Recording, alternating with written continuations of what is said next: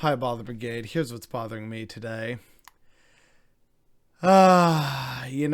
Sometimes we just get such evidence of why something needs to drastically change, especially because of an unfortunate precedent it sets.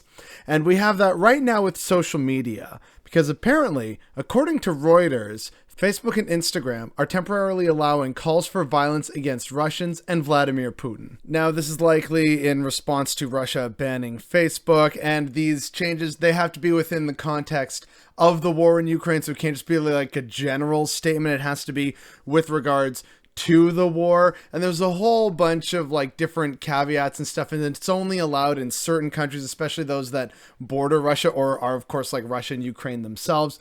So like feel free to read the article, but what I want to hit on is the actual very problematic aspect about this core idea, right? So couple things here.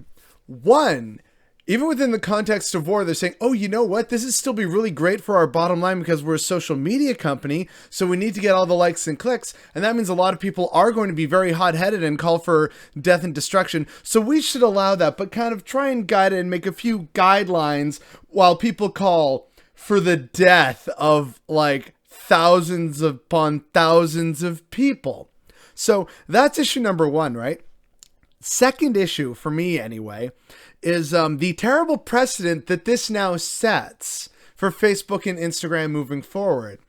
Let's say, hypothetically, given all the terrible news coming out of, say, Texas and Idaho recently with regards to trans youth, what if at some point in the future, Facebook and Instagram decide that, anti-trans bigotry is really trending right now, and so in order to maximize our revenue and clicks and stuff like that, I think maybe we should allow for specifically targeted harassment against trans people, because money, but only within context, right? So like, it's only for those in certain states that are fighting legislation, maybe. That's the real fucking dark, terrible premise that this sets now for anyone who's other, right? So Palestinians in the future, perhaps, or anti-Semitic bigotry, or perhaps anti-immigrant sentiments, especially those aimed at people fleeing war, poverty, disease,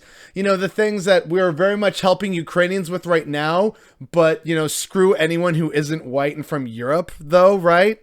So these are all terrible things that could happen in the future that Facebook and Instagram will allow because it's part of the Meta company.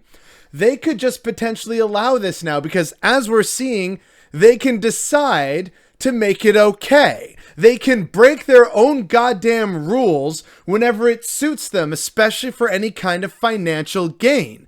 That's kind of a huge fucking problem that needs to be addressed. It's why things like social media should absolutely be regulated, and clearly, as we're seeing, they can't actually hold themselves accountable. Where is this naturally going to lead? Not just within the context of the Russia-Ukraine war, but further afield and in new conflicts in the future, and with different kinds of conflicts and stresses. Where does this lead? Nowhere good. And so the fact that it's happening and it seems like no one can really stop them, at least not right now, that is what's bothering me today.